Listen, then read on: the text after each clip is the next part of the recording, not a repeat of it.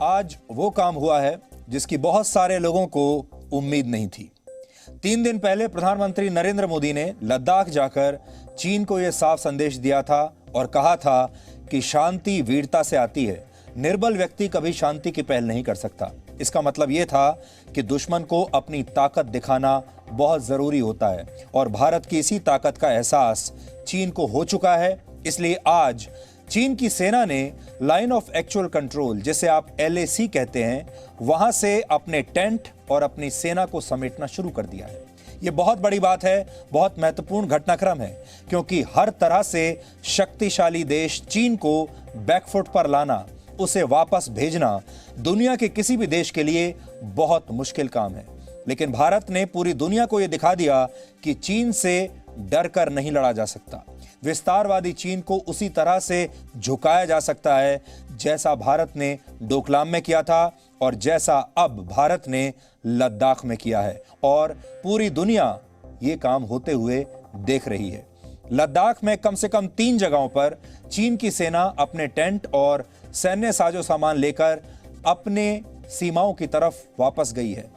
पीछे हटने की प्रक्रिया शुरू होने की बात चीन ने आधिकारिक तौर पर मानी है और इसकी पुष्टि चीन के विदेश मंत्रालय से भी हुई है। और आज ये बात भी सामने आई कि चीन के विदेश मंत्री की भारत के राष्ट्रीय सुरक्षा सलाहकार अजीत डोवल से कल वीडियो कॉल के जरिए करीब 2 घंटे तक बातचीत हुई। दोनों के बीच में 2 घंटे बातचीत हुई है और उसके बाद ये सहमति बनी है। चीन के विदेश मंत्री यांग यी और भारत के national security adviser Ajit Doval दोनों सीमा विवाद के मामले में भारत और चीन के स्थायी प्रतिनिधि हैं। इस बातचीत के बाद दोनों देशों ने अपने अपने बयान जारी किए, जिसका सार यही है कि दोनों देश सीमा पर शांति बनाएंगे और किसी भी प्रकार के मतभेद को विवाद बनाने से बचेंगे।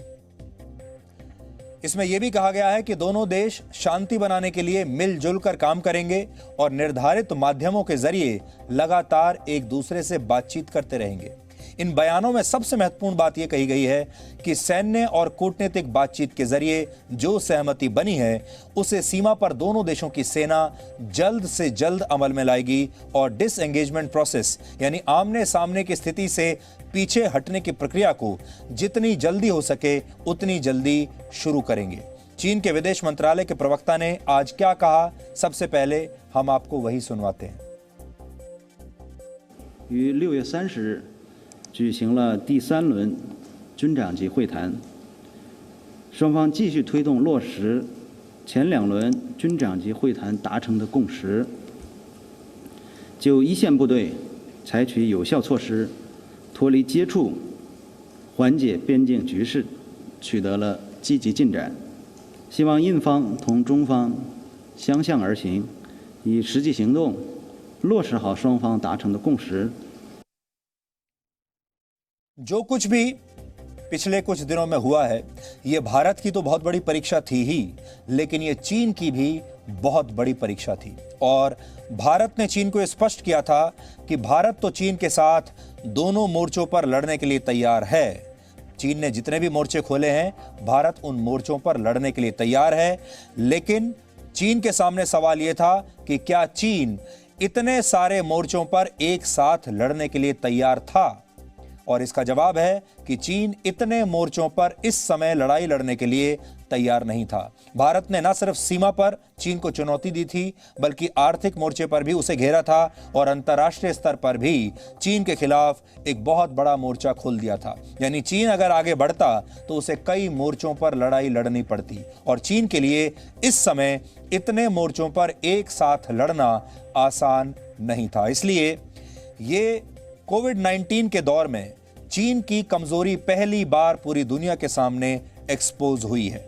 लद्दाख में LAC पर चीन की सेना कहां से पीछे हट रही है, इसे आज हम आपको नक्शे के जरिए समझाएंगे। पहली जो जगह है, पहला स्थान है, वो है गलवान घाटी का पेट्रोलिंग पॉइंट 14 PP14। आपको याद होगा इसी जगह पर दोनों सेनाओं के बीच में संघर्ष हुआ था। दूसरा स्थान है हॉट स्प्रिंग्स और तीसरा स्थान है गोगरा। पेट्रोलिंग पॉइंट 14 के बारे में हम आपको कई बार बता चुके हैं। इसी जगह के पास 15 जून की रात को भारत और चीन के सैनिकों के बीच हिंसक टकराव हुआ था, जिसमें भारत के 20 सैनिक शहीद हो गए थे और चीन के 40 से 50 सैनिक मारे गए थे। और अब यह कहा जा रहा है कि शायद चीन के इससे भी ज्यादा सैनिक मारे गए हैं। बताया जा रहा है कि पेट्रोलिंग पॉइंट 14 के आसपास चीन ने अपने टेंट्स हटा लिए हैं। वो अपनी गाड़ियां और सैन्य साजो सामान कुछ किलोमीटर तक पीछे लेकर गया है, लेकिन ये कितनी दूरी तक पीछे हटा है इसके बारे में पक्के तौर पर इसलिए कुछ नहीं बताया गया है क्योंकि अभी ग्राउंड वेरिफिकेशन यानी जमीन पर इसकी पुष्टि होना बाकी है। और इसमें असली जो कैच है वो यही है, भारतीय सेना ये वेरीफाई करेगी, पुष्टि करेगी इस बात की कि जिस स्थान से पीछे हटना तय हुआ है वहां से चीन की सेना वाकई पीछे हटी है या फिर नहीं। यह सुनिश्चित करना इसलिए बहुत जरूरी है क्योंकि भारत को अब चीन पर भरोसा नहीं है। हम बार बार आपको यह बताते आए हैं कि चीन के डीएनए में, चीन के चरित्र में ही धोखा है। भारत और चीन की सेना के बीच 3 बार कोर कमांडर स्तर की बातचीत हो चुकी है। इसमें 22 जून और 30 जून की मीटिंग में फिर से यह सहमति बनी थी कि दोनों देशों की सेनाएं LAC पर टकराव वाली स्थिति से पीछे हटेंगी। लेकिन इस बार भारत ने यह भी स्पष्ट तौर पर कह दिया था कि पीछे हटने की प्रक्रिया शुरू होने के बाद 72 घंटे तक यह वेरीफाई किया जाएगा कि टकराव वाली स्थिति से चीन ने वाकई अपने टेंट हटाए हैं या नहीं और चीन अपना सैन्य साजो सामान वापस लेकर गया है या नहीं। वेरीफाई करने की शर्त इसलिए आई क्योंकि चीन धोखा पहले भी दे चुका है। आप याद कीजिए 6 जून को पहली बार भारत और चीन के बीच कोर कमांडर स्तर की बातचीत हुई थी। उस बैठक में भी पीछे हटने की प्रक्रिया पर सहमति बनी थी और यह कहा गया था कि चीन पीछे हटने की प्रक्रिया शुरू करेगा। लेकिन इसके बाद ही 15 जून को गलवान घाटी का हिंसक टकराव हुआ। वो टकराव इसलिए हुआ था कि चीन की सेना ने भारत से बनी सहमति का पालन नहीं किया, अपना वादा निभाया नहीं और पेट्रोलिंग पॉइंट 14 पर फिर से अपनी एक पोस्ट बना ली थी।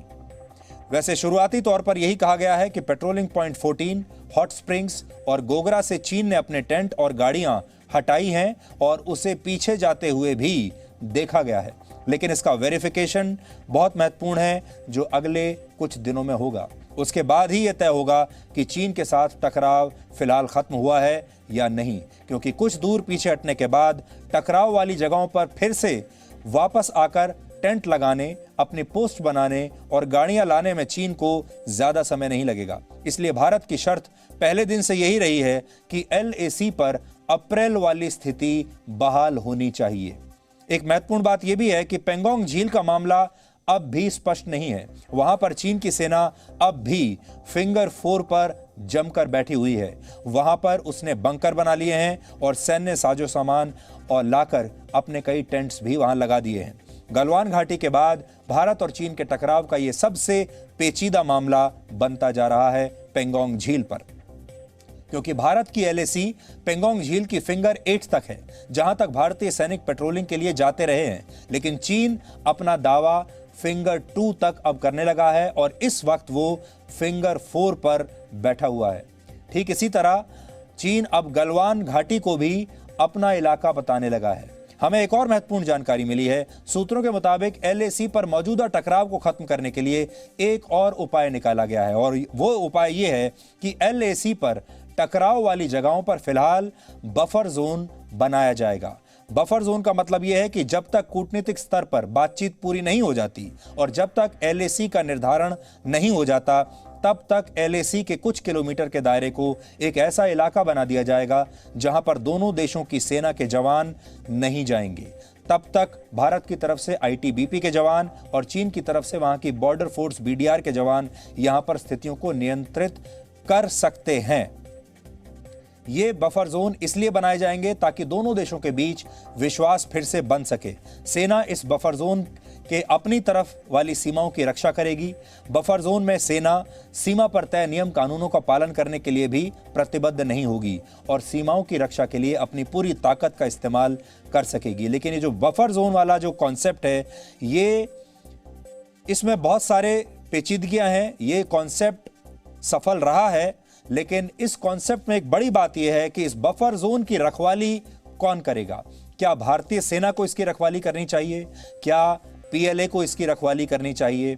इसका जवाब ये है, और भारत की सेना में भी जो सेंटिमेंट है वो ये है कि इस इलाके की रखवाली के लिए एक अलग फोर्स को तैनात किया जाना चाहिए, क्योंकि सेनाएं उस जगह की रखवाली करती हैं जो डिफाइंड होती है। जब तक एलएसी का पता नहीं होगा कि एलएसी कहां पर है, असली सीमा कहां है, सेना उसे डिफेंड कैसे करेगी, सेना उसकी रक्षा कैसे करेगी। इसलिए एक विचार यह भी है कि इस बफर जोन में एक दूसरी फोर्स को लगाया जाए जो इस बफर जोन की रखवाली करे, और बफर जोन के पीछे जहां भारतीय एलएसी जहां से शुरू होती है वहां पर सेना को लगाया जाए।